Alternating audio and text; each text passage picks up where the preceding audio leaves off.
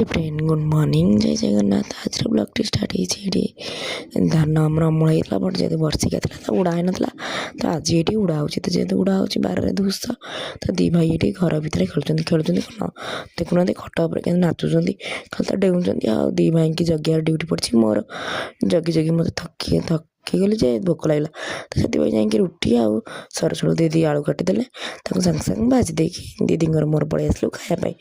ଗରମ ଗରମ ଆଳୁ ଭଜାକୁ ରୁଟି ବହୁତ ଟେଷ୍ଟି ଲାଗେ ନା, ବଢ଼ିଆ ଲାଗିଲା। ଦୁଇ ଜଣ ବସିକି ଏଠି ଆମେ ଖାଇ ଦେଇଥିଲୁ।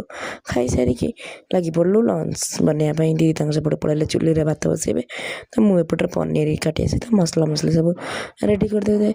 ତ ରୋଷେଇ ତ ପ୍ରାୟ ସବୁ ଦିଦି ଚୁଲିରେ ହିଁ କରନ୍ତି। ମୋର ଯାହା କଟାକଟି କରିବାର ଯାହା ଯେତିକି ପାରେ ସେତିକି ହେଲ୍ପ କରିଦିଏ। ଏଠି ପନିର କାଟିକି ମସଲା କରିବା ଭିତରେ ଡାଲି ବି ସିଝି ଯାଇଥିଲା। ଦିଦି ଡାଲି ପ୍ରେସରରେ ସିଝେଇ ଦେଲି, ତାକୁ ଛୁଙ୍କ କଟ୍ କରିଦେଇଛି।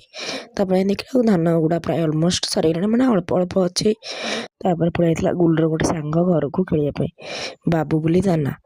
ତ ଏଇଠି ଗୁଲୁ ଆଉ ବାବୁ ଖେଳିଲା ଭିତରେ ରାମ କହୁଛି ସିଏ କ'ଣ ବଡ଼ ପିଲା, ସେ ଖାଲି ଚେୟାର ଉପରୁ ତଳକୁ ଯା, ଖଟ ଉପରକୁ ଯା, ପୁଣି ତଳକୁ ଯା, ଏମିତି ରାମ ତାର ଖଟ ଉପରେ ବସିକି ଖାଲି ସିଏ ଯାଉଛନ୍ତି, ଖାଲି ତାଙ୍କ ପଛେ ହେଉଛି।